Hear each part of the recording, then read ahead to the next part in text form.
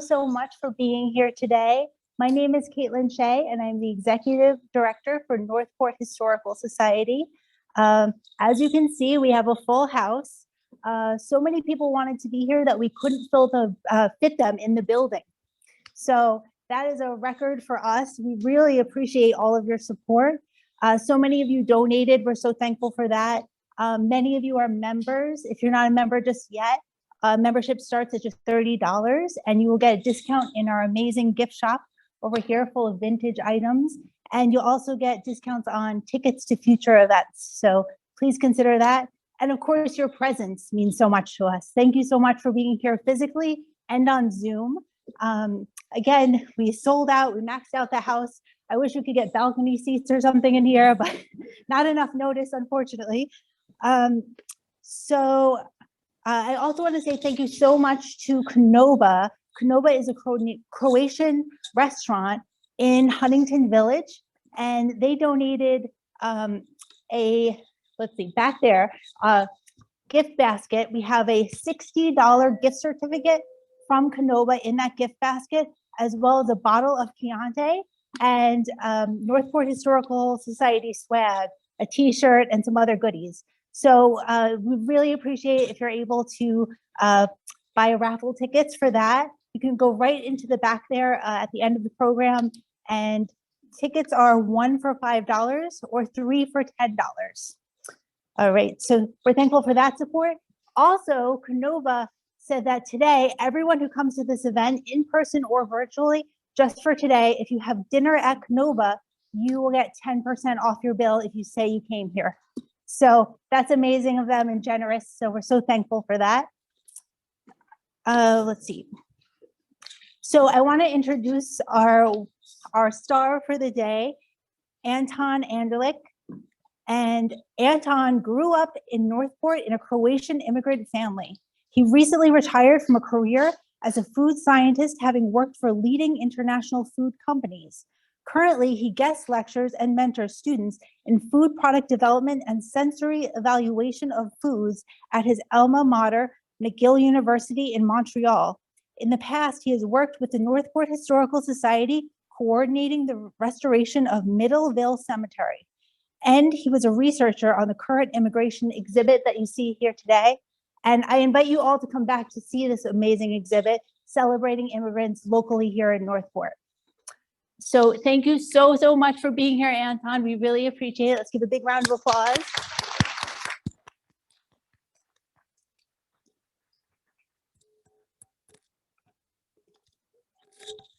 Technical difficulties, one moment. There we go. Yeah, just clip this. Okay, just watch that. We'll get this. You can take it off if you need to order that.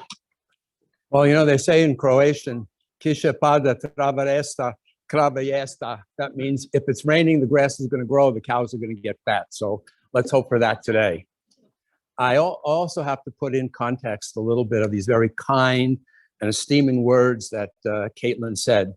Yes, I grew up in a Croatian immigrant family. I grew up on Bread and Cheese Hollow Road, so that's an important part of the story. Also, I teach, and I went to McGill University in their first food science program when they initiated it about 40 years ago. So putting this in context, if anybody knew my mother, she knew all about her Croatian attitude, habits. So there was a time when some nosy busybody in the neighborhood came to the house and said, "Where's your son?" And my mother said, "He's at university." And the woman said, "What is he studying?" My mother said, "Food science." This woman said, "You got to be in university to learn how to be a cook?" Well, you know, my mother wasn't going to take that. She goes, "He grew up on Bread and Cheese Hollow Road. What the hell do you think we're going to get, a dentist or a lawyer?" So that was it, her. Also, if I had any luck or career success being a food scientist, because in the first program at the university, there were 2 of us, and I graduated second in my class. There was a huge gap between Judy and me, believe me, a huge gap. She married well. I'm in Fort Salonga. All right, so I'll begin this with, this is Split, and some of you may know where it is. And I'll talk a little bit more about Split. It's one of the major cities in Croatia on the coast. Carol, let's flip. Carol is phenomenal. She's helped me put this together. If I would have done this, it would have been a disaster. Okay, we're trying.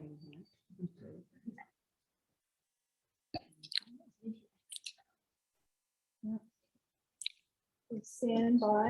Little technical difficulty.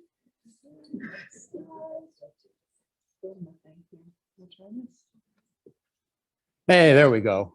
So this is all about the immigrant exhibit. We're part of it, many other ethnic groups. I was working on researching some of the others as well as my own. So we say dobar dan, dobro došli, that means good afternoon and welcome.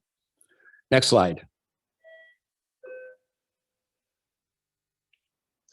And for our American audience here, our good neighbors that want to know a little bit about where Croatia is, what it is, we call Croatia in our language Hrvatska. And, you know, we're a small European country located at the crossroads of Eastern Europe and the Balkans along the Adriatic Sea. There's a saying in the Balkans that when God was creating the world, he was carrying a bag of rocks and it broke in the Balkans. And that's how come we've got these mountains and bad land. So that's part of our history. Anton, can you make the You view know, so we're a we can mountainous see the country screen? with Pannonian Plains and coastal Dalmatia and Istria, Yes. and over 125 inhabited islands in the Adriatic. We call the Adriatic Jadran. Croatia borders Italy, Slovenia, Bosnia and Herzegovina, Hungary, Montenegro, and Serbia. The area is 21,000 square miles, about the size of West Virginia. The currency is the kuna, and there's about 6 to the dollar, and we're switching to the euro this year, and that will enhance a lot of the tourism. The capital is Zagreb, and major cities are Split and Rijeka on the coast, Osijek and Đakovo inland, Zadar and Dubrovnik on the coast. I spent some time in Split when I was growing up, and you know, I have very fond memories of the city, and especially a fond memory of going with my father when he was about 80 to a hotel. And prior to it being a hotel, it was the seat of the Austrian government when we were part of Austria. And we walked in, we checked into the place, and the guy at the counter was very surprised how my father spoke, because he spoke a Croatian from 60 years before that. And he was amazed, you know, where have you been, and all of this. So my grandfather was an Austrian soldier, conscripted, and he had to be standing outside the Austrian building, keeping Croatians away from going inside and doing bad things to the Austrians. So the tour guide, the hotel guy said, "What do you think has changed since you were here?" My father said, "We're inside the building and we're sleeping here now." Next slide.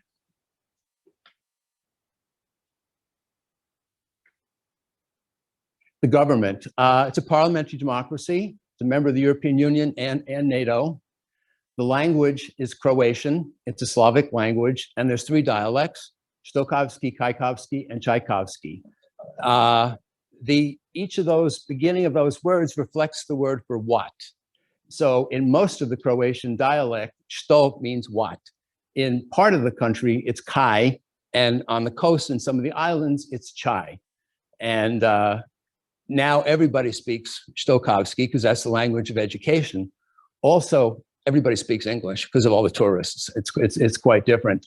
And there's variations to those, Ikovski, Evkovski, and things like that.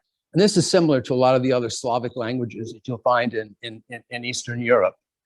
And it's not an easy language to learn because there's a lot of different declensions. So you could get the sentence right, but you don't get the tense right. It's all in the ending. So it's a hard language to learn if you're an outsider. And I'll say that something unique is, and it has to do with the culture, you know, you just can't say uncle or aunt. Everybody in your family has a different title. So like your mother's brother and your father's sister's husband, each one of those has a different term. So everybody knows who everybody is. And there's even now new terms for ex-relatives that are now divorced that were your sister's uncle or whatever. So it's changed a lot. And you know, when I asked why we have this, and they said, we're a small society, we don't want to end up with somebody marrying their sister. You know, we got to make sure we got it right. Okay, the population, it's estimated in 2022 about 4 million people, and that's probably an overestimate. It's probably more like 3.8 million because they count people that are citizens but aren't living in Croatia. There's sizable Croatian populations in neighboring European countries, notably Bosnia-Herzegovina, where there's probably about 500,000 Croatian people. There are smaller minorities in places like Gradišća, Burgenland in Austria. There was a time when the Turks were pushing into Vienna, and the royalty in Austria gave land to people that were really not doing well in Croatia to be a defense and be a barrier. So there's still a pretty sizable community of Croatians. And now at the European Union, they have cultural and linguistic rights and everything else. And they produce really good wine there. So it's a rich area. Then there's Molise and Trieste in Italy. You know, Trieste was a multi-ethnic city during the Austro-Hungarian time. There were Armenians and Greeks and Serbians, all kinds of people there. There's a huge Serbian church in the middle of Trieste. So there's that intermingling of people there. But Molise is pretty interesting. When the Turks were pushing into the Balkans, a lot of Albanians and people from Herzegovina fled across the Adriatic to save themselves from the Turks. And today in Molise, there's 4 Croatian villages up in the mountains where they still speak Croatian from the 1500s. They have a church. There's even a Croatian consulate there. So in Svilik, Kruč, and Mendemetar, there's this really isolated Croatian community. And they wrote a cookbook, and I've been communicating with them. I have their recipes. It's pretty unique. Vojvodina, Serbia, Boka Kotorska, Montenegro all have Croatian communities that transcend the original plan of Yugoslavia, and there are minorities there. And then there's minor communities in Hungary, Romania, North Macedonia, Slovenia, and Slovakia.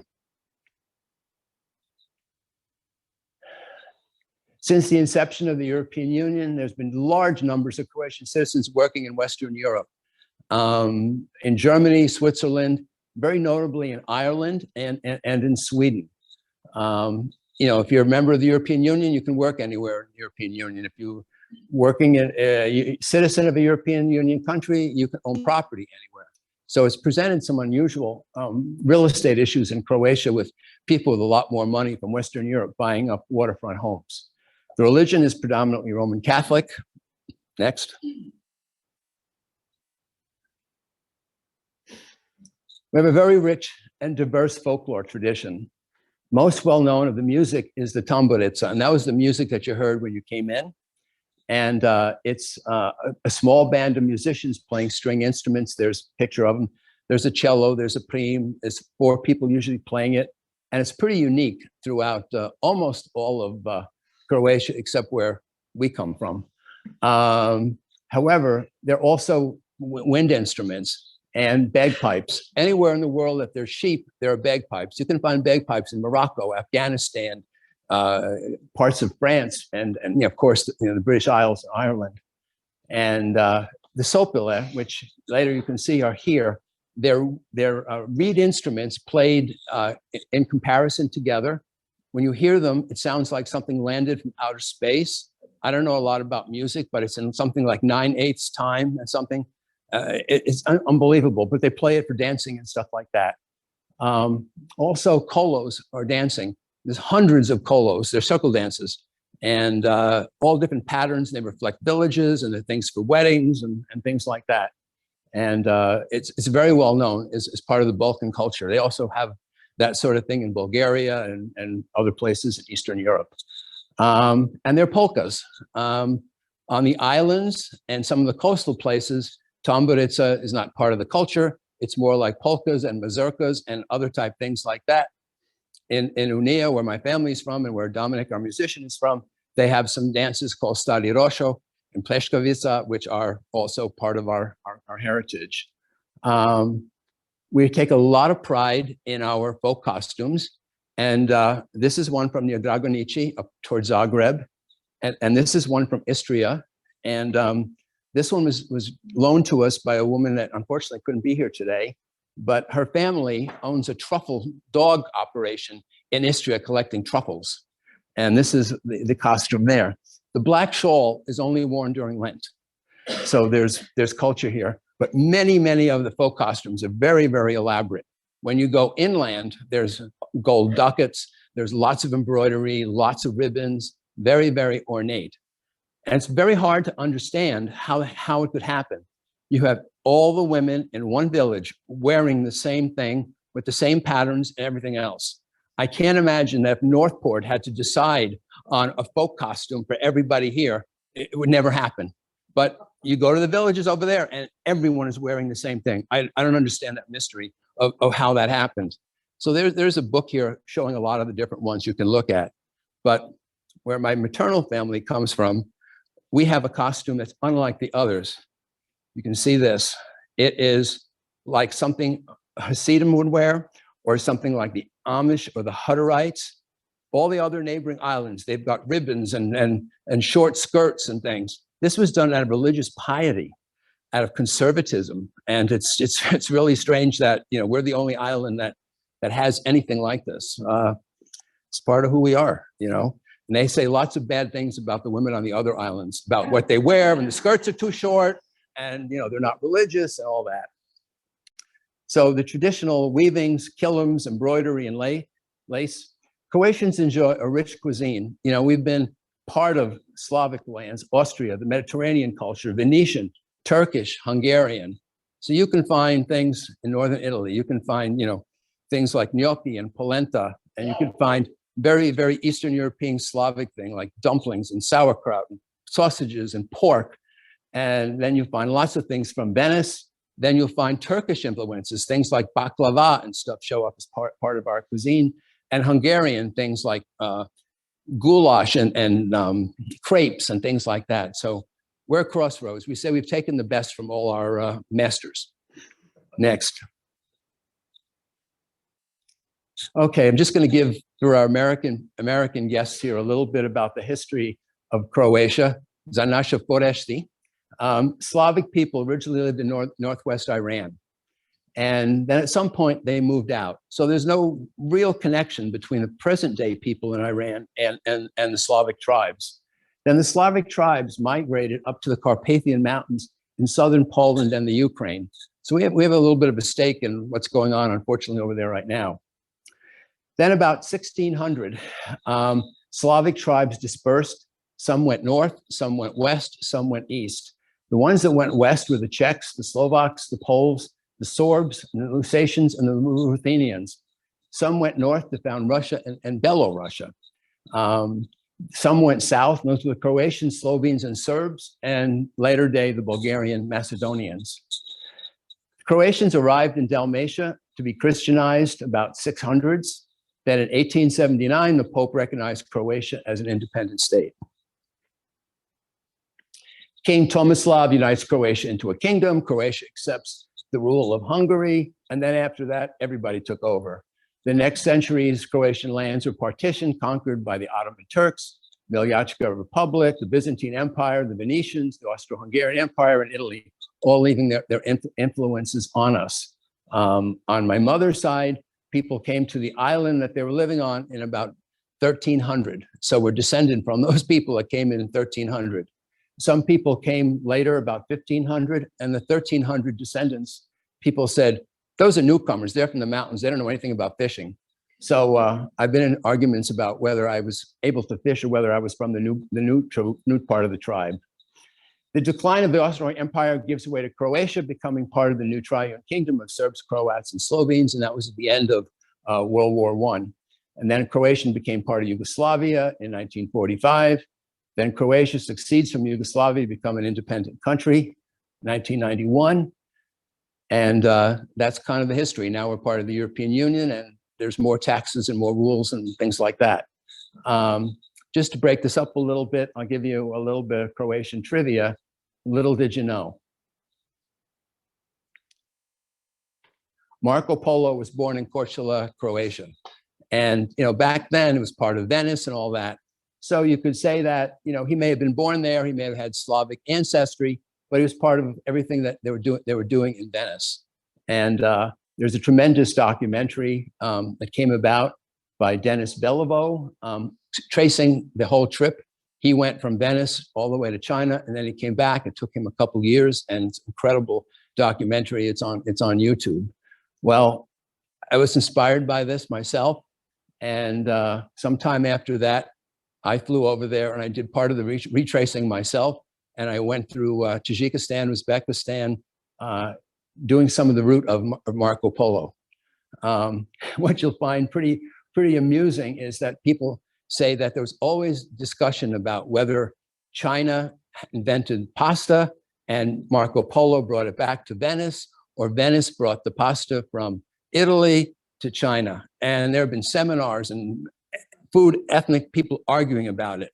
I did some research about this, and there was pasta in Sicily going back to like the year 1000. So it was already in Europe. So, you know, he wasn't bringing it or taking it back and forth. The story about how pasta came with Marco Polo came about from a PR press release from a macaroni industry in Minnesota in the 1920s. So that was the story about that.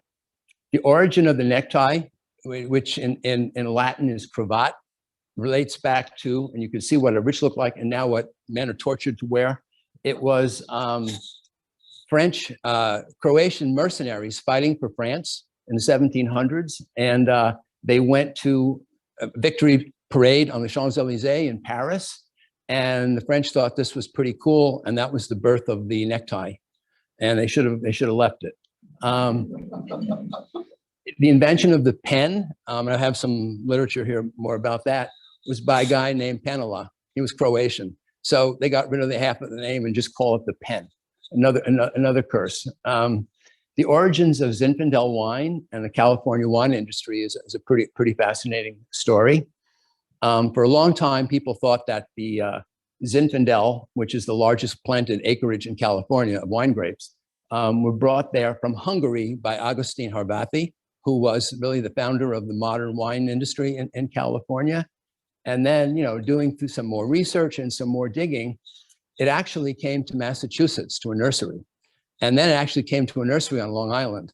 And then from Long Island, it made its way to California. And it really wasn't connected to Agustin Harbathi. It just became, you know, pretty successful.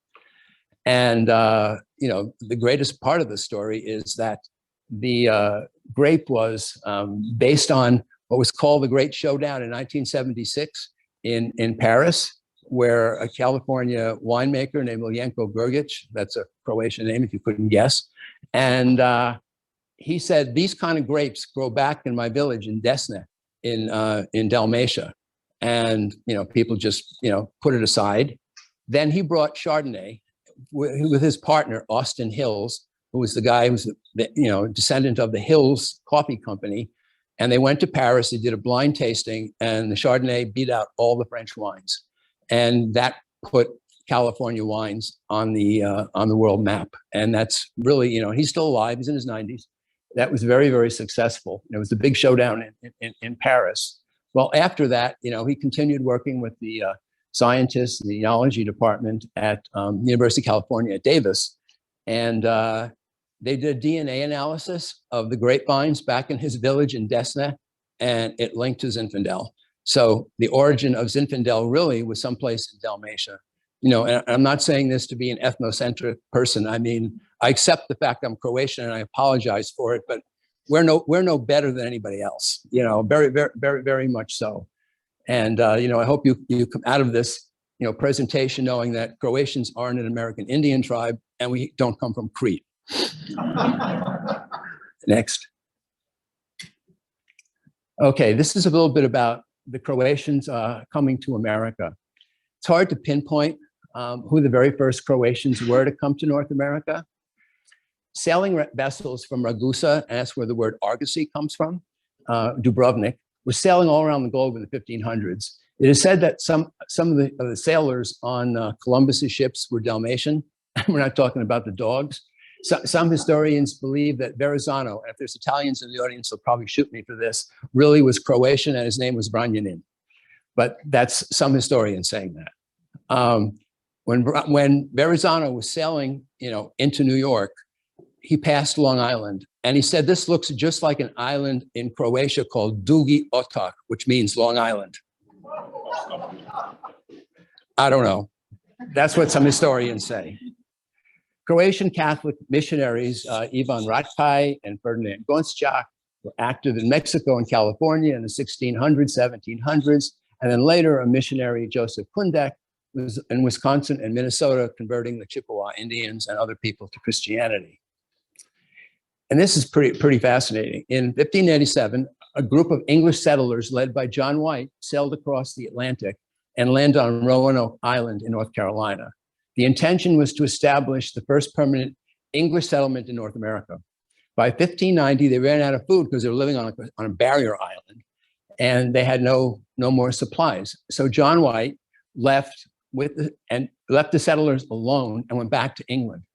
They made an agreement that if they were going to leave the island, that they would leave some kind of message. Next. When White arrived 3 years later, and he couldn't easily get back from England because the Spanish Armada had surrounded Britain and ships couldn't get out, they found carved on a tree the word crow, and on a fence post, Croatan. So what does that mean? It's not Hrvat, it's not Hrvatska. It could be Latin. It could be some other connection. The colonists were never found, but opened up endless speculation to this day. Did another ship, maybe a Croatian ship, pick them up and never made it back to Europe? Did they move inland and not survive? Did they move inland, intermarry with Native Americans? One tribe in the area is called Croatan, and they're not quite sure how that got to be. But those people in that tribe were found to have blonde hair and blue eyes, which were typical of what you'd find in Slavic people in Croatia. So it was unusual that these Indians had that. Also, American native Indians did not make bread east of the Mississippi. That was something in the Pueblos and Western lands. They made bread, and they called it kruh, which is the Croatian word for bread. So people can't explain that. But there are some theories that maybe there were Croatian sailors that were in that area long before John White, and that maybe they intermarried and brought these things, the bloodlines, the bread, and whatever. So the mystery of the disappearance of the Roanoke colony continues to this day with archaeology and DNA. They found some things that may have related to the Roanoke colony a couple years ago in Kentucky in some valley. So maybe they made it that far, maybe they died, maybe they were killed. So this is like really quite something. There's all sorts of journal articles and books. I got a whole one here, The Mystery of the Colonies and whatever. And the first child born in the colony was named Virginia Dare. And that became a symbol of purity in American marketing. Well, years later, I'm working for the Virginia Dare Company that had nothing to do with this. My first day on the job, I'm in charge of marketing and business development. I get a call from a newspaper in North Carolina saying, can you explain anything to me about who Virginia Dare was? I mean, they called the wrong person. I just wouldn't shut up. Next, first day on the job. Other early arrivals of Croatians in America included a small settlement of Slovenian Croatian Protestants that went to Georgia in 1715, where they introduced silkworm culture. And it was a thriving community up until the Civil War, and then it was devastated. And either they fled, they were destroyed. The only thing left where it was, I think it's in Oglethorpe County, was a graveyard. So that they were there for like 150 years. One of the first sizable Croatian settlements in the mid-1800s in the US was in the Louisiana Delta and nearby Biloxi, Mississippi. Large numbers of immigrants from Stone, Peljasac, and Duba in the south of Dalmatia established and maintain to this day the Gulf shrimp and oyster fisheries. When I was in Croatia last year, some friends of mine had gone to Duba to visit somebody, and they said, all these people were shooting around in jet skis with Southern accents. They're all home for the summer. They were very prominent in this industry, and they have a brand new Croatian hall in the Delta area. They were in Plaquemines Parish, and the hall, the Croatian hall, in Biloxi was the largest Croatian hall in the United States. It could seat 1,000 people for dinner. So all of us could be there. And that's where Elvis Presley had his first concert. And nothing, it wasn't Croatian sponsored, it was just a cheap hall. When Katrina came through, the hall was destroyed. And the only thing left standing was the flagpole, the Croatian flag. Another early Croatian settlement area was Northern California, fueled by the gold rush and the maritime trade. My great-great-grandfather was in the maritime stuff. Depends on who you ask in the family. He was a deckhand or he was a captain. He sailed from Trieste to California around the Cape. And supposedly he was living in California at the time of the gold rush. Then he went back after that. So they were there, and it was part of the maritime tradition. In the late 1800s, political unrest and poverty brought about mass migration out of Croatia. Kruh za trbuhom, bread for my stomach, was the mantra of the times. Overpopulation, Malthusian, no jobs, political unrest.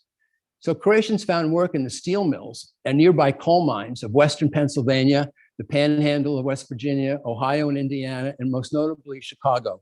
There were huge steel mills in Hammond, South Chicago, Gary, Indiana. They said that the steel production out of that area was greater than Germany. The Chicago and Pittsburgh areas remain today the largest Croatian communities in the United States. Croatian immigrants found hard, backbreaking work in the mines near Butte and Anaconda, Montana, the Northern Iron Range of Minnesota, where they were mining coal and iron ore for the mills at the bottom of Lake Michigan, in Trinidad and Crested Butte in Colorado. Some of my mother's relatives coming to New York were recruited to work in the mines in Trinidad, and they went to Colorado, and I've got relatives that were born in Trinidad and they have some of that history. Rock Springs, Wyoming, where there were terrible riots, labor riots, Gallup and Raton, New Mexico, Globe and Jerome, Arizona, Lead, South Dakota, St. George and Toole, Utah. Now, it's another urban legend that the Battle of OK Corral, where there was a shootout and everything else, was between Wyatt Earp and Doc Holliday. They say it was started by a Croatian cook and the argument over the food. Whether that's true or not, I don't know. Other Croatian immigrants found work in the meatpacking industry in Omaha and Kansas. They're very much inland Croatians. They weren't people from the coast. Others became fishermen in San Pedro, California, Seattle, Anacortes, and Tacoma, Washington, and certainly in Alaska. Logging provided jobs in Washington, Oregon, and Idaho. And during World War I, most of the immigrants that were from that part of the world were Austrian citizens. And if they couldn't get into the United States, they could come in from Halifax and be in Canada. So there were a number of people working in British Columbia in the logging industry and some of the mining there. And because Britain and the Dominion was at war with Germany, the Austrians were considered the enemy. So they were going to incarcerate and hold up all the Austrian citizens. And in doing such, they fled across the border to Seattle. There's some chairs out there, out by the front. This is my brother. If I don't let him in, I'll never hear the end of this. Some immigrants found very unique jobs and careers, such as glove makers upstate New York in Gloversville. And we had a woman who lives in Bayshore, whose family was from working in Gloversville. And then they had a lot of great oak trees in Alabama, but they didn't have the ability to make barrels because there were places where there weren't a lot of wine making or alcohol consumption. So they brought these people from Croatia to make the wine barrels in Alabama. And then up in the Hudson Valley in Seminton, there were cement mills, cement plants, and they were people from Croatia. And then the builders of the transit system in Chicago, also as high iron workers and bridge builders in New York, Chicago, and California, and as highly skilled piano makers at the Steinway plant in Astoria. They were carpenters, and they became this. And the guy who was like the head piano tuner was a guy named Rarichich, and probably somehow related. In the New York, New Jersey area, the early immigrants found work as longshoremen and the maritime trades in Hoboken and the west side of Manhattan. The first Croatian Catholic church was St. Cyril Methodius, was established first in Hoboken in 1913, then it moved to 1914. And my mother was the first child baptized there. And when they had the 75th anniversary of the church, the priest was still alive in Chicago. He was 100 and something. The parish has since expanded to a much larger church on 44th Street. And if you're driving near the Lincoln Tunnel, all the ramps and things, you'll see the church.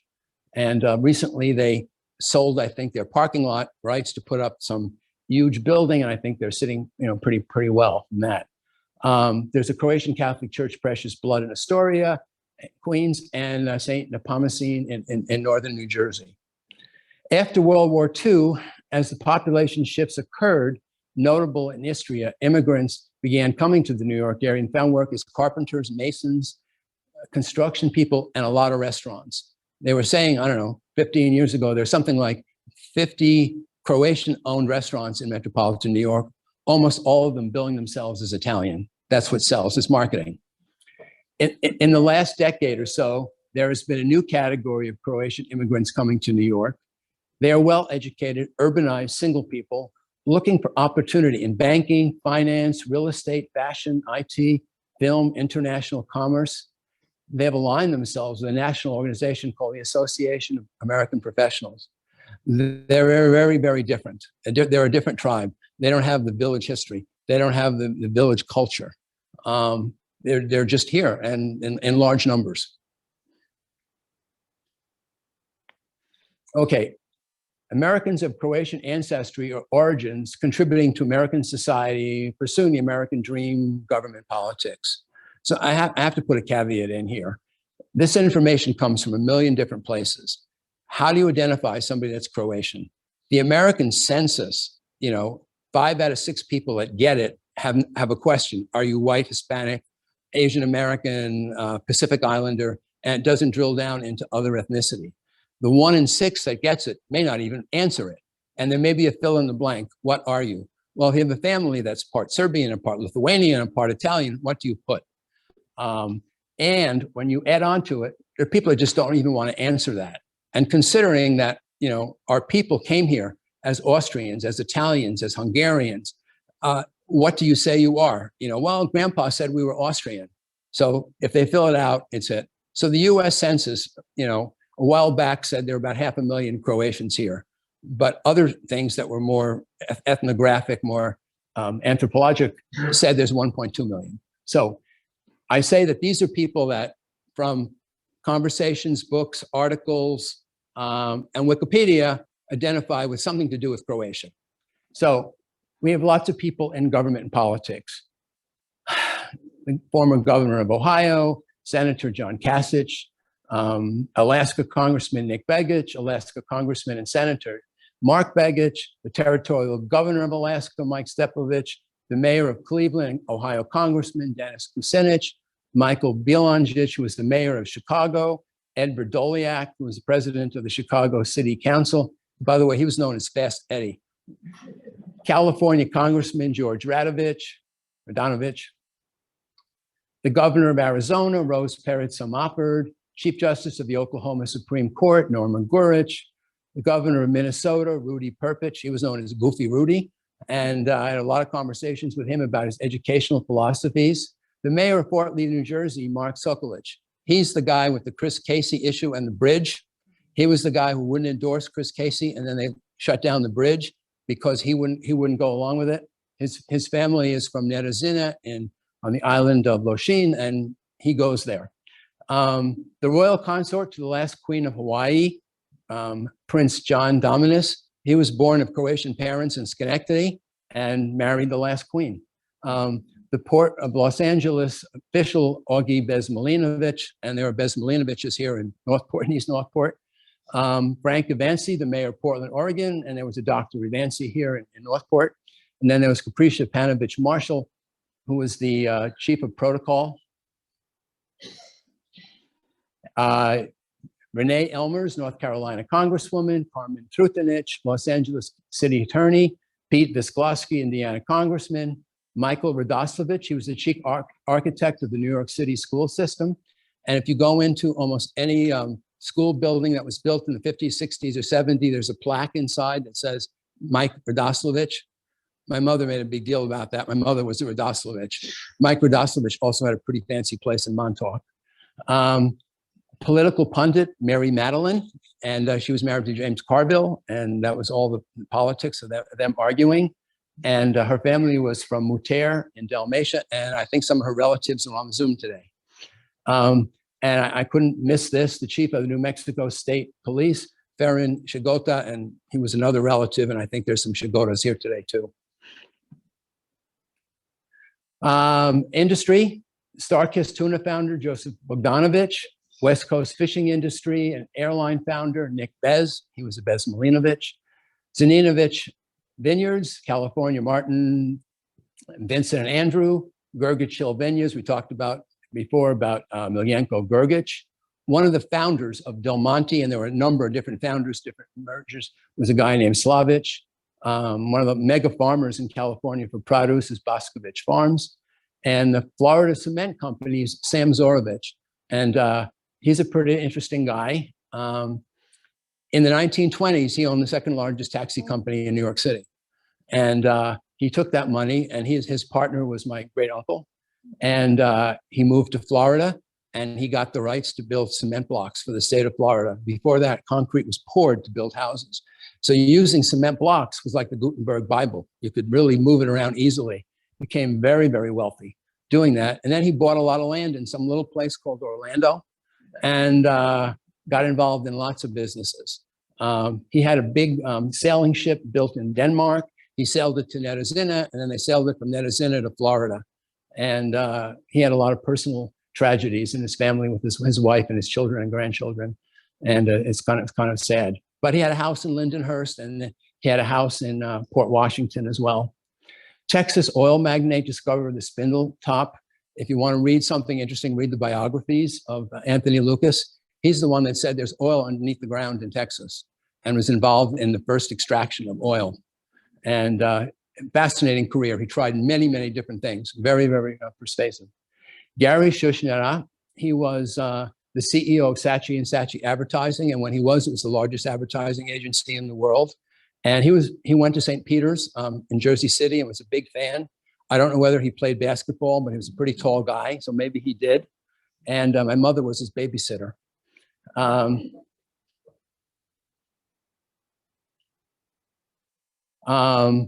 CEO of Lever Brothers and noted architect Charles Luckman, another absolutely fascinating person.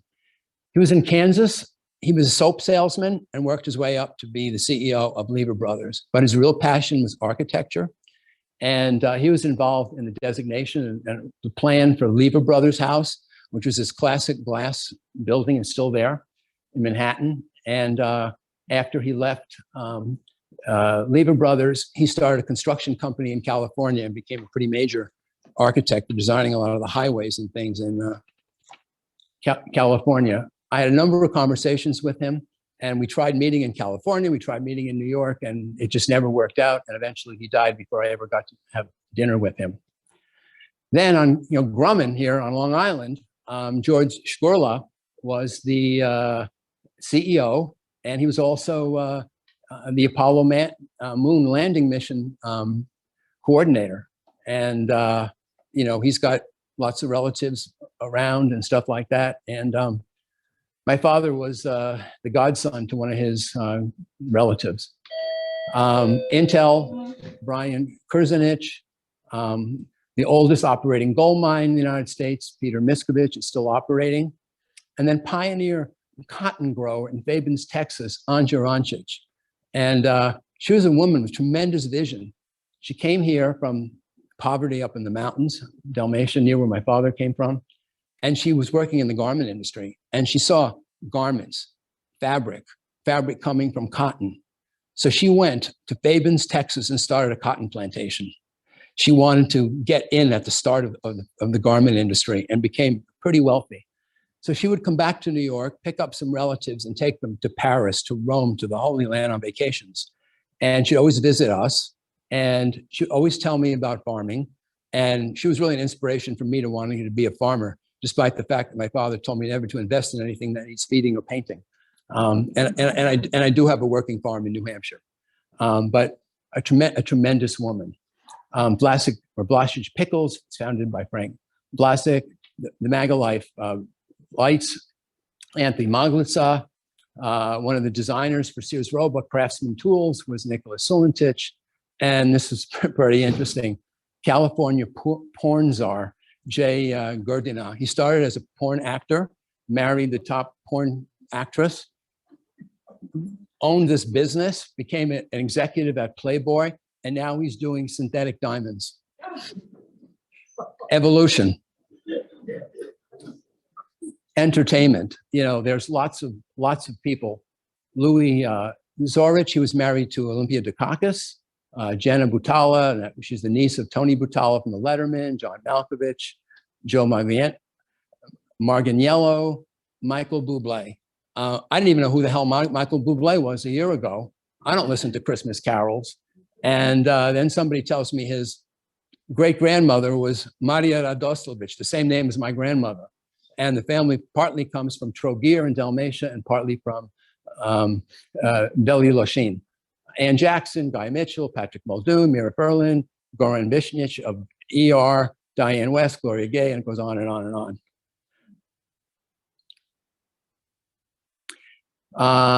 In the entertainment world, more people: John Million, Anna Chomsky, Chris Novoselic, Judith Friedlander, Hannah Herzich of the new Batman movie, and the last one's pretty interesting too. If you've seen the movie Hairspray and you've seen Divine, the character that plays this, that is a guy named Harris Milstead, and he was in all the John Waters movies that are pretty funky stuff, Female Trouble and Pink Flamingos and cult movies. His mother was born in Croatia of a family of 15 children until she came to Baltimore to be a waitress in a diner. There's something cultural about our people, what gravitates us. Branko Lustig, Academy Award winning producer. I gotta see this closer. Michael Troyich did the special effects for Jurassic Park. Michael and Richard Juricic, Hollywood special effects. Directors Frank Pavich, Bobby Grubich. Filmmakers Raymond Angelich. He's a second cousin, but doesn't talk to any of us. And Anton Perich.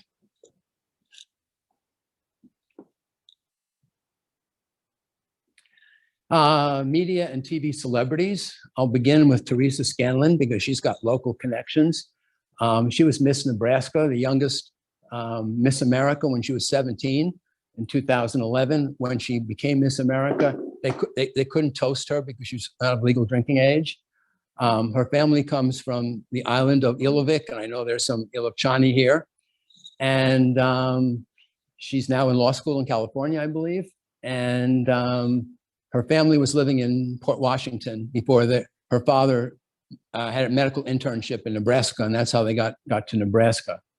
Bill Curtis, TV, NPR radio host. When there was a plane back in, I think it was the 70s, that was taken over by Croatian nationalists and was taken to drop leaflets on Paris and London demanding Croatian independence. Bill Curtis was on the plane, and he was a newsman, and he never identified himself as being Croatian or a newsman. He didn't want to sort of get in the middle of it. And he's now very active in Croatian things in Chicago, where he lives. He originally comes from a farm in Kansas. Gene Rayburn, from those of us who are old enough to remember the Match Game, he was the host of it.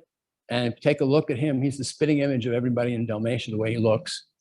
Vanna White, was born Rosich, and then her mother remarried and was adopted by a guy named White. So she's pretty smart. She turns the cards, gets a new dress every day, and makes a lot of money. And it's pretty good looking.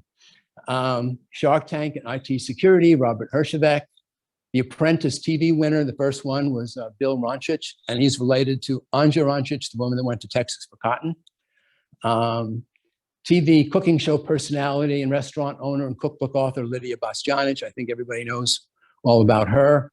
She was born in Istria, and there's all sorts of questions about, her origins and stuff like that. And she was on, the Gates show not too long ago, explaining her history and origins and culture and all that. I won't get into that. One of my favorites is Moose Cholak. Moose Cholak was a wrestler in the era of the 60s and 70s. Classic Croatian story. He grew up outside the steel mills in South Chicago, and became an all-star athlete in the Chicago public school system, and then went to the University of Wisconsin, and then he became a professional wrestler, and he was 400 pounds. And as his career was kind of like waning down, he worked for the sanitation department in Chicago, and he tended bar at his family's bar near the steel mills. Classic Croatian. TV producers, Christina Sindrich and Monty Pasetta. And by the way, there was the chief of police in Dalmatia years ago was a guy named Marko Cholak. And I was talking to him with my father, and he was a big man. And I was, a kid, so he was very impressive how big he was. And my father said to him, "How did you get to be chief of police?" And he said, "They couldn't find anybody bigger than me in the country." We're a little bit lean on the classic Metropolitan Opera stars, Milka Ternina and Zinka Milanov, New York Philharmonic violinist Zlatko Bolokovic. He married the Borden heiress and became an extremely wealthy guy, and became very, very involved in providing war relief after World War II to Croatia and all of Yugoslavia. Did a lot of things. And prima ballerina, Mia Slavenska. So let's talk a little bit about science. Of course, inventor Nikola Tesla. I mean, he's just about done everything. Hundreds of patents, Star Wars technology and stuff like that. He had 4 laboratories, one on LaGuardia Place that he blew up, and then he moved to 40th Street in Manhattan. He also had one out at Mordencliff, out in Shoreham, and that's where he was going to do across the ocean electric transmission through the air. And he ran out of money, and they tore it down and all that. Now they're trying to turn it into a science museum. My father was involved in changing the name of the street out in Shoreham in the 1960s, because when my father came to the US, he lived in Hell's Kitchen, and Tesla lived near there. And Tesla would sit in Bryant Park and have these visions with the pigeons and thoughts and all that. And he was not political. He was born of Serbian parents in Croatia. He considered himself a citizen of the world with those origins. Anyway, it took myself and the other people, some of them may be here from the Croatian Yoga Club, 8 years fighting city councils to get this done. And now it's there. And unfortunately, after it came out, the New York Times, one of the writers said, "This is a waste of city money. Let her turn on her lights in her apartment." Geneticist, Miloslav Demeritz. He was the head of the prestigious Cold Spring Harbor Laboratory. And, if you don't know what that is, it's an enormous place for genetic research. It's one of the finest places in the world. I don't know, something like 400 researchers working there. And that's connecting back to Watson and Crick and the DNA and all that. Nobel Prize winner in chemistry, Paul Modrich. Astronaut Terry Hart. So, we're even in space. Silicon Valley pioneer Victor Greenwich. He was one of the 8 people that was involved in really turning Silicon Valley into what it is. Before it was Silicon Valley, it was a fruit growing area with the Santa Clara Valley. It produced huge amounts of fruit. And one of my earliest parts of my career was working in a Libby's fruit cannery in that area. Now where, there's all kinds of other things. Neuroscientists were there too. Next. Mathematicians, there's a whole bunch, and I don't have any of that genetics. I really struggled through integrative calculus. So, that wasn't anything that helped me in any way. Academia, Emil Mrak was the chancellor of the University of California, Davis, which is probably, the best agricultural university in North America. And he was preeminent food scientist. He really brought about food technology as a science and discipline. Harry Suzalo was the president of the University of Washington, and Kathy Karsich Shipley is head of the University of California Central. Military, US Army colonels, generals, lots of medal honor recipients. Football. Now, Bill Belichick and Nick Saban, or as we say, Shaban, Pete Carroll were coaches. Football players, Elvis Gerbutz. David Kopatich, Kope, the first major sports person to come out as gay about 30 years ago. David Deal with the Giants, Todd Marinovich, Irv Polica, Jim Obradovich, people that follow football know, who a lot of these people are. And a pretty interesting one is Chris Zorich. His mother was the sister of Louis Zorich, who was married to Olympia Dukakis. And his mother raised him and she was a single mother. His father was African-American. They were living in a very segregated part of Chicago, so it wasn't an easy place to live. When he was playing for Notre Dame at the Orange Bowl, he came back from the game and found his mother dead on the floor of the house. And then he went on to play for the Chicago Bears and for the Washington Redskins, and that's where he ended up. And he became a lawyer, and he's got a bunch of charities and stuff in Chicago, but he's had some legal problems. Baseball, Roger Maris, Mickey Lolich, and the rest, they go on. There are lots of people in sports.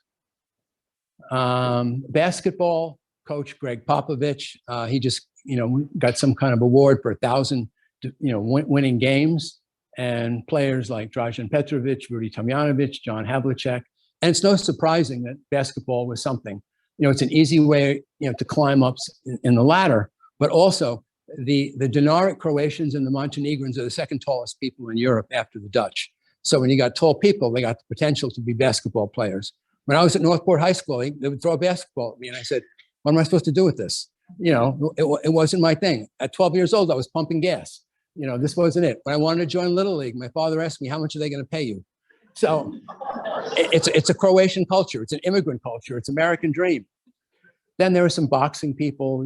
Fritzi Zivic was, this Croatian comet years ago, and you got Stipe Miocic now in UFC, and there's a whole bunch of others.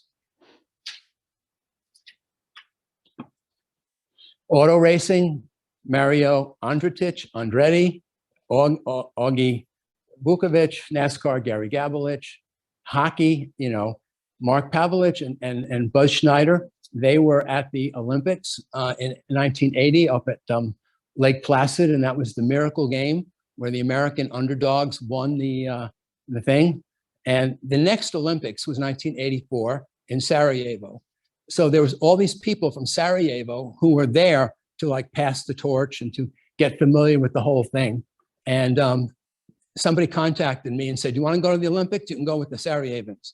So somebody had no interest in hockey, even though I lived in Canada at the time. I got to see this, and I was, okay. Other people, would have killed for it. Frank Mahavlich and Peter Mahavlich, they were Canadians born in northern part of Ontario in mining towns, but I consider them, part of this because not just because they were, Croatian, but they played for the U.S. teams, the Detroit Red Wings and the Pittsburgh Penguins. And Frank Mahavlich went on to become a member of the Canadian Senate. And in soccer, there's this, Christian Pulisic, that's this great star now, and this, a couple others there. If you're a hockey fan, you probably know who they are. And I left out one person. If you go back, I left out one person on the baseball, I critically left out. One more. Ann Sindrich. I left her out. I missed that. She was one of the first women professional baseball players in this country a long time ago. Okay, keep going. Writers,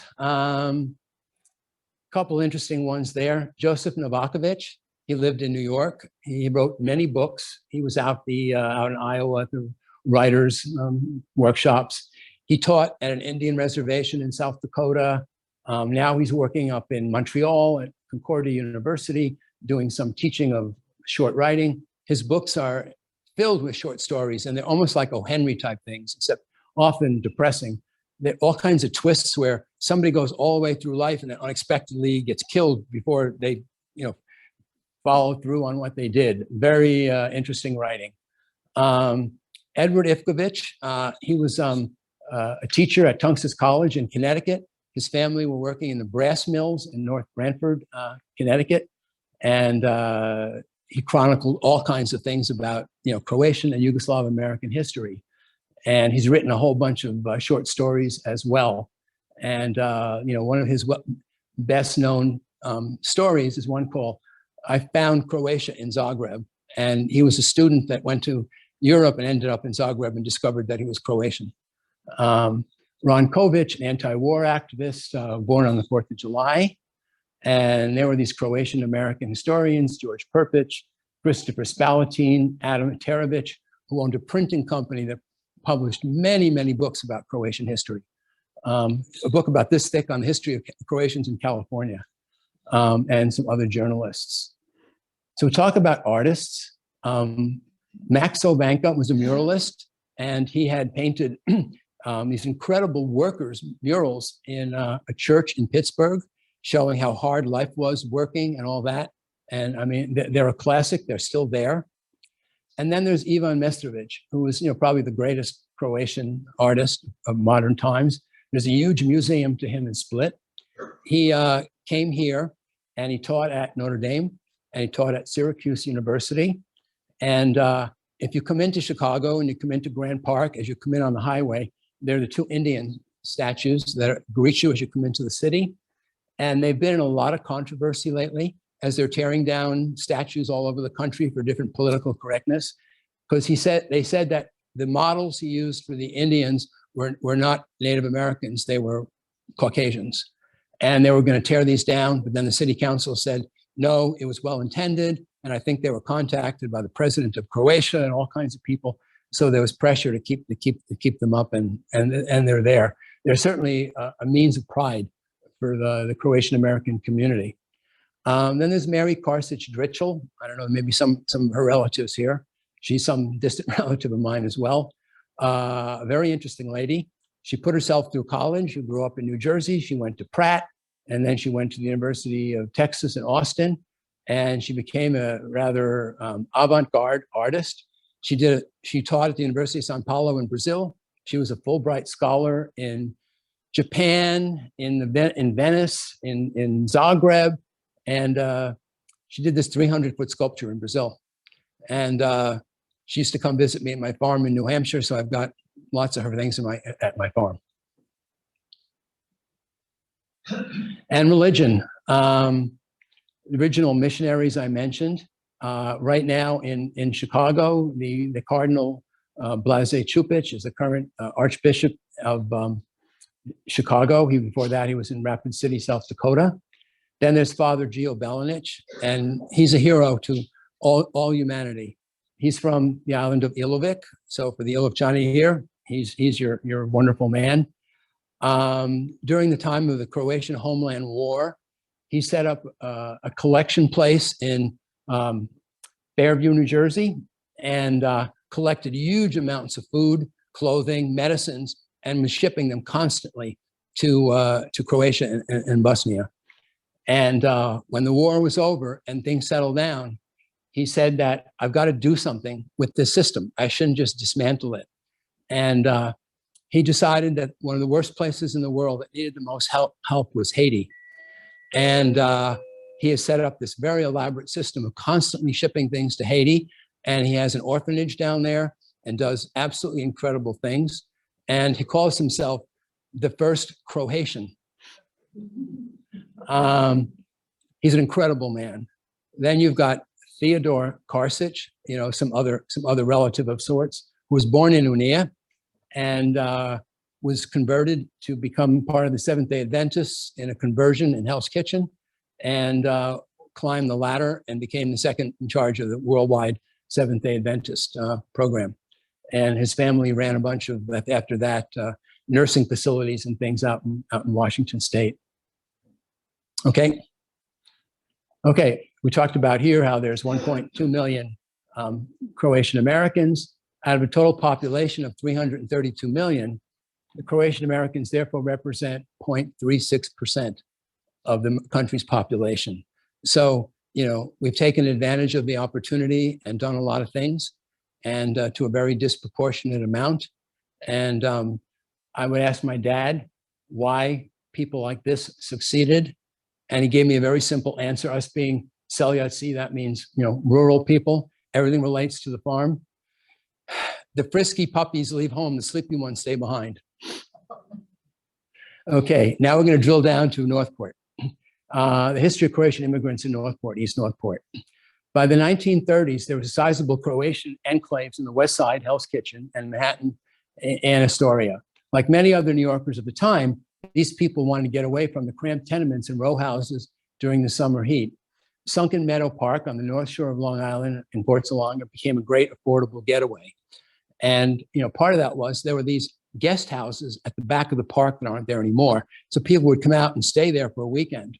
Also, it was kind of interesting that when the parkways were built, and they were by Robert Moses, they say that Robert Moses built the overpasses so that buses couldn't go under and make it out. They didn't want minorities coming to Long Island.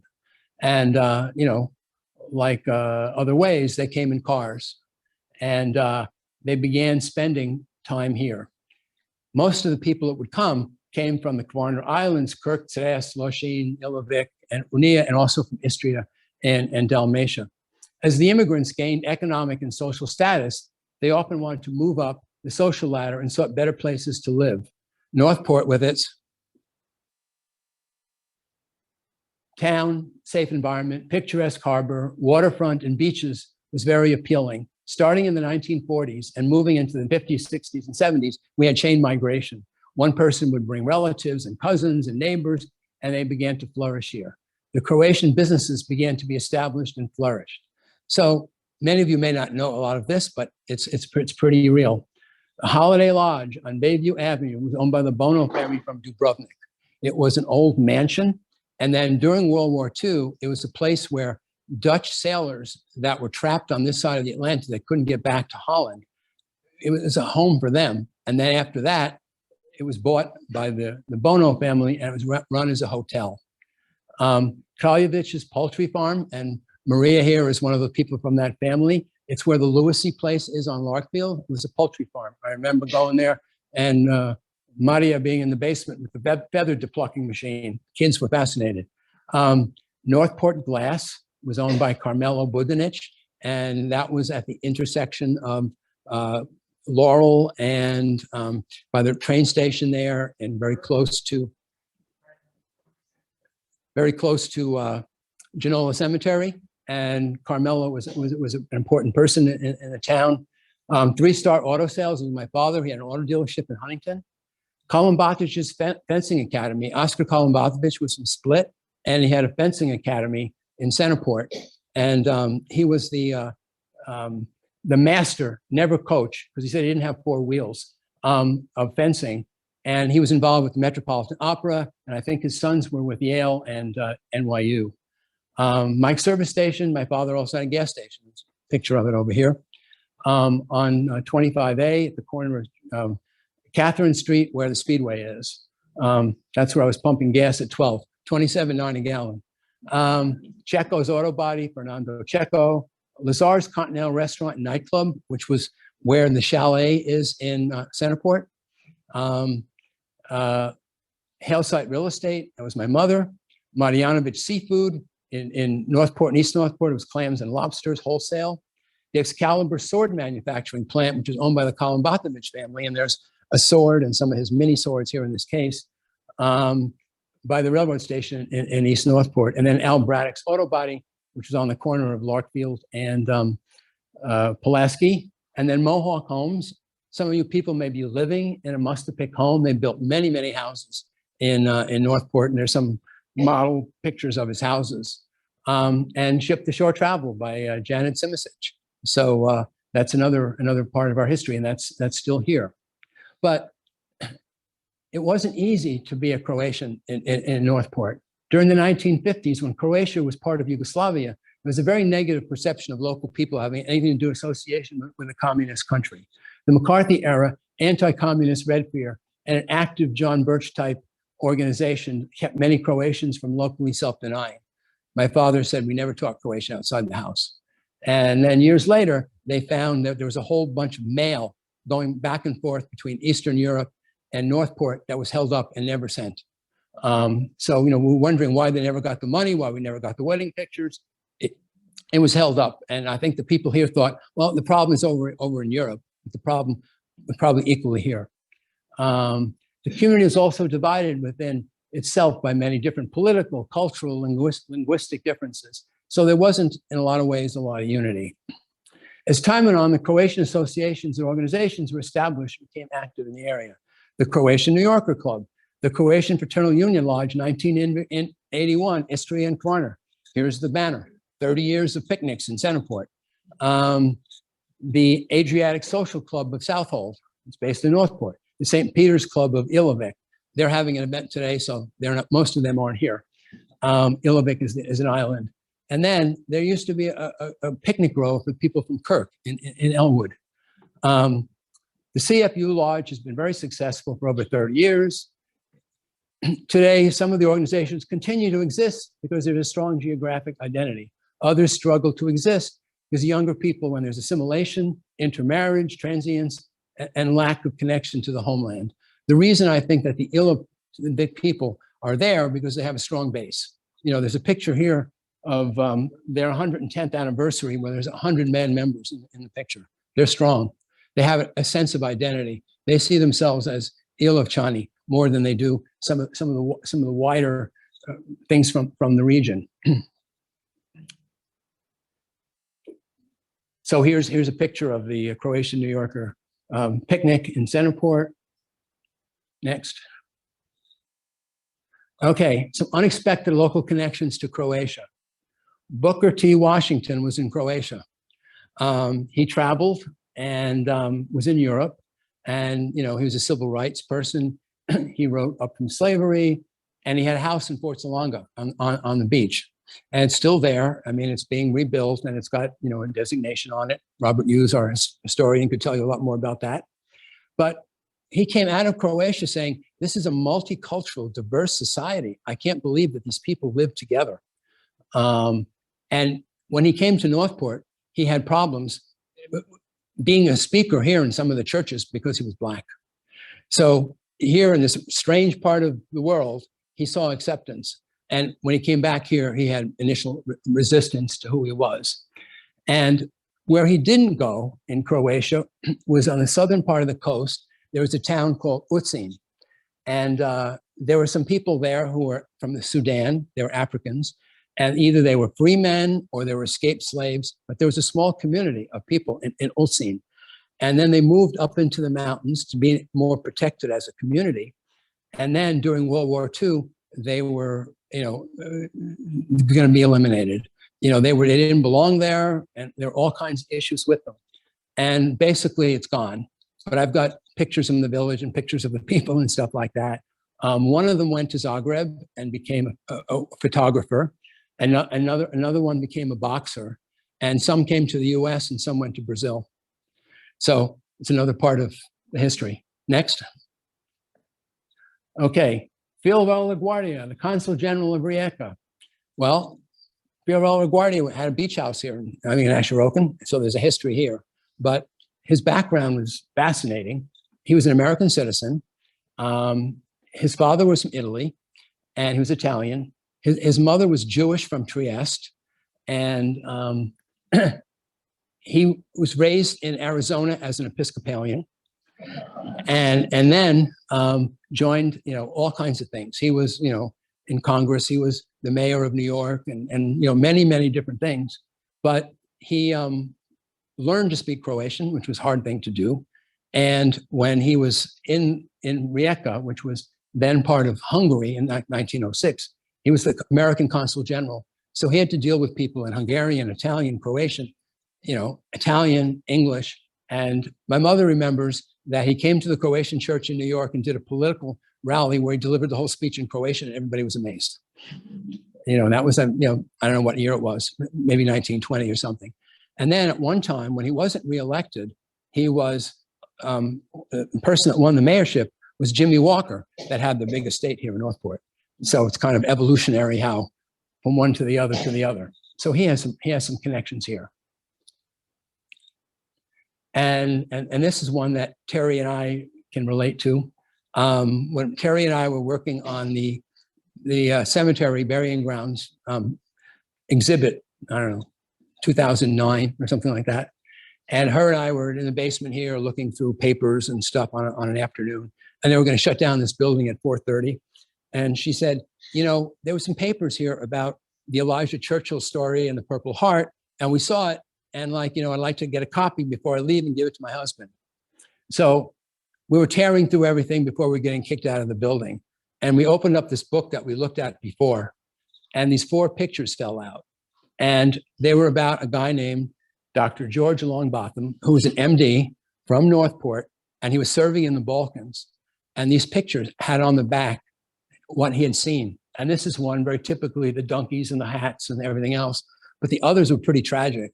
The picture of people drinking water out of the street because they had no other water. There was a picture of a doorway, and his writing on the back said, "The owner of this house was hanged by the enemy in the doorway of his own house last night," and things like that. So it was really strange. He's buried at Middleville Cemetery, and you know, there's that connection to the Balkans. Okay, so this is a drill down to one person.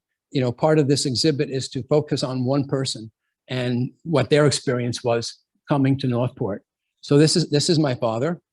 He's was born in this house in Mandice in the Dalmatian Highlands near the Herzegovina-Bosnia border. And the house is, you know, picture was taken much later.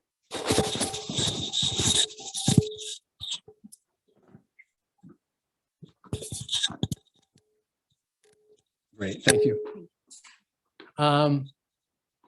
This is the house he lived in. It was 2 rooms. The animals were underneath. They were upstairs. This part of the house was added on after World War II. So the house, this is like the new addition.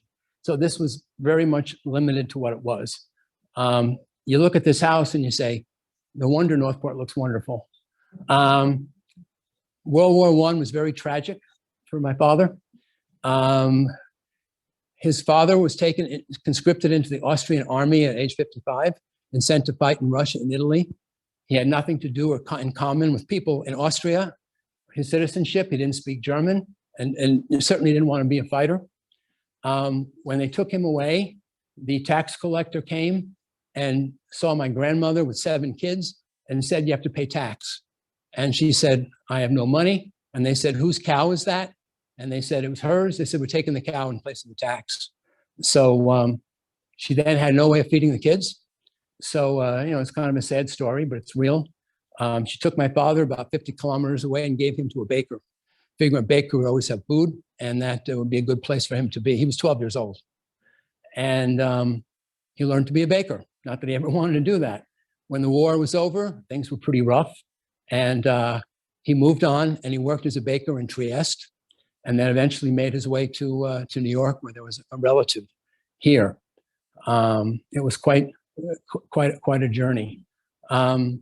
This here is his cousin, Nicola. This picture was taken a while back. He's playing a guslar.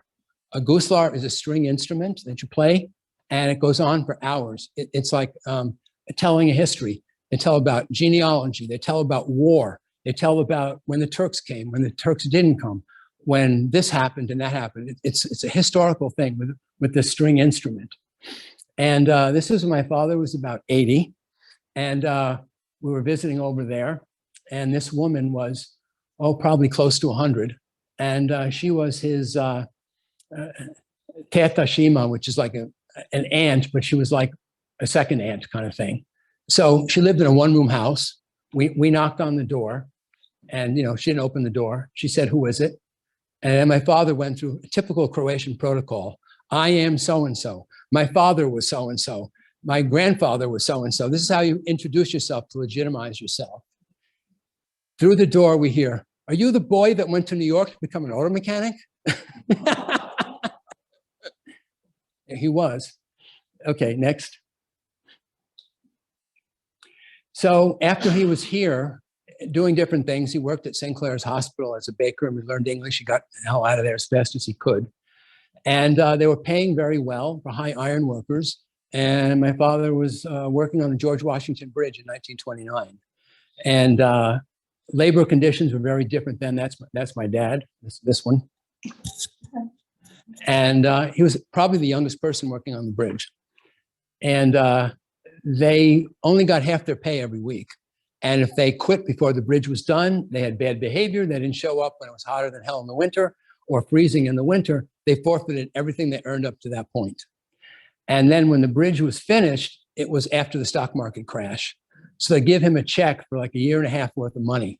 And he didn't know whether that check would be any good.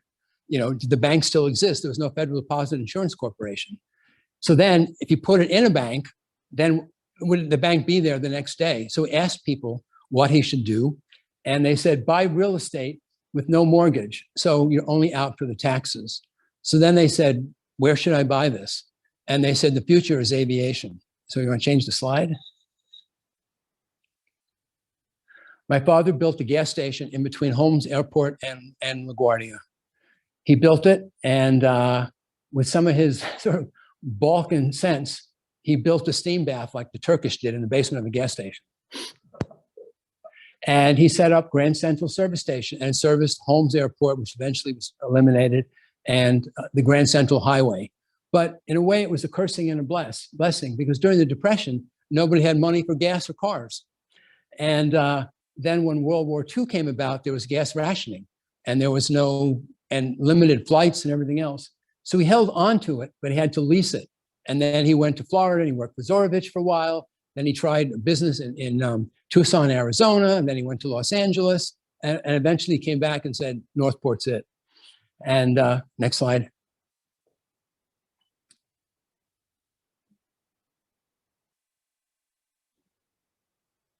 So then he marries my mother. So from being a shepherd and a baker's apprentice, he's Mr. Dude now. Fancy cars. My mother's family is from Unia, which is a small island. And you can see it's a very different look. Not that things were wonderful there, but it's a very different kind of place than where my father came from. Next. So they came to Northport. They came to Sunken Meadow Park. This is Meadow Lodge, 1944. These are people that all these Croatian people, my father built a house in Sound Shore Bluffs. There's my father at Sunken Meadow. You can still see some of the building that's still there. And this is where they, started to live. Next.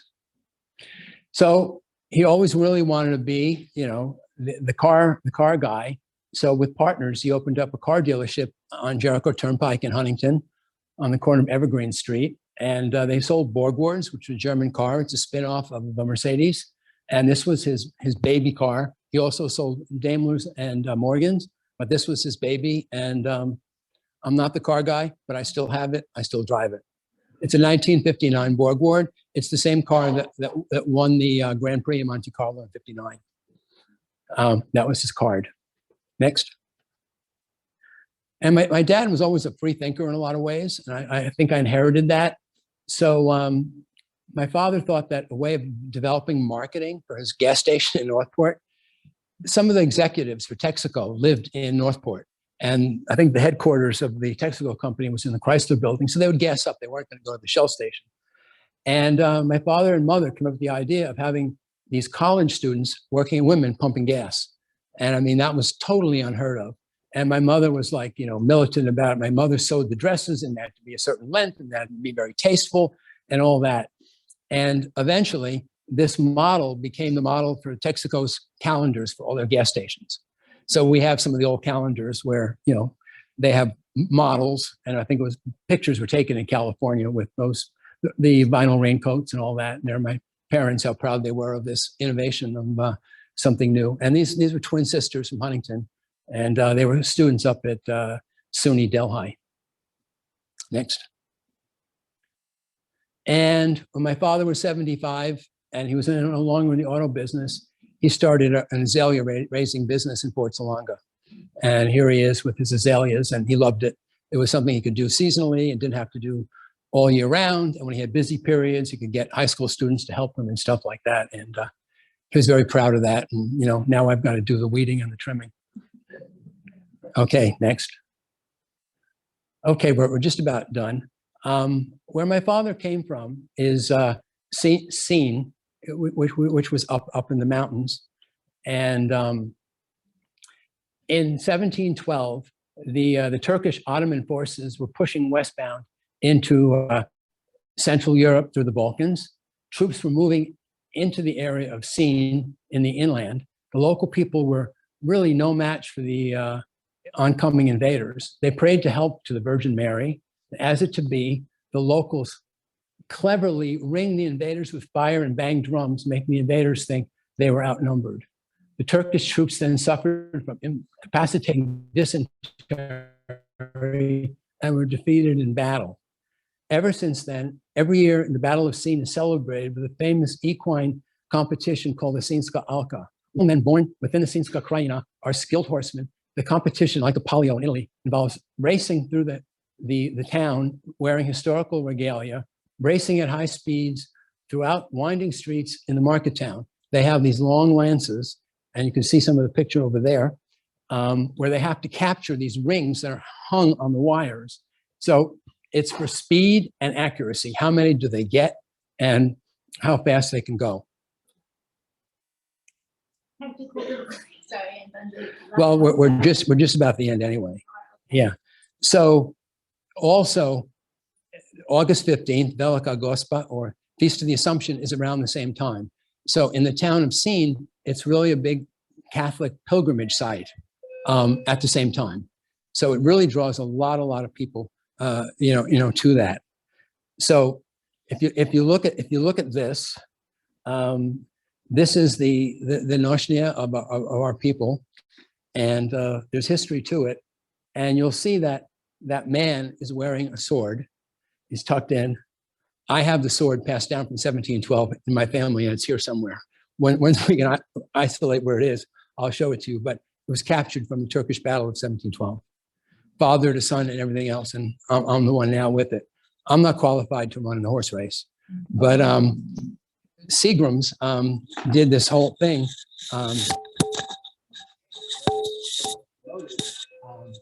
Canadian Club promoted the Sinska Alka as a heroic thing in advertising for their liquor, and that's all part of it too.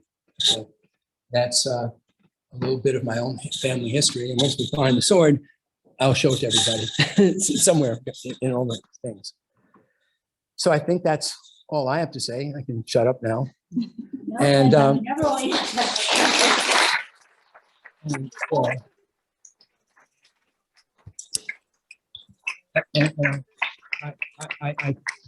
thank the museum and Caitlin and Terry for getting this all started. But Carol was my hero. I mean, I could have never done the slides without her. She was super.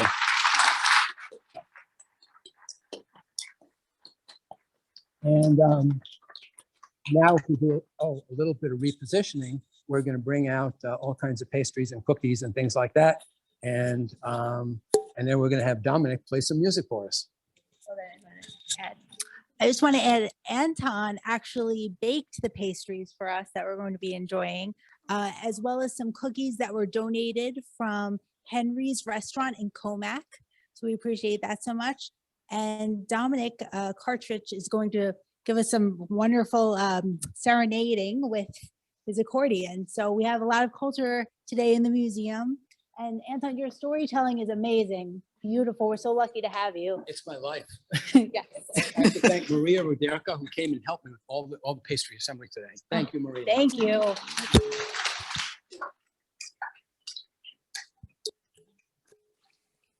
All right, everyone. And don't forget our raffle back there for Kanoba Restaurant. I'm sure you all want to try some more Croatian food after learning more about the culture, and enjoy. Thank you. Bye, everyone. Bye. Thank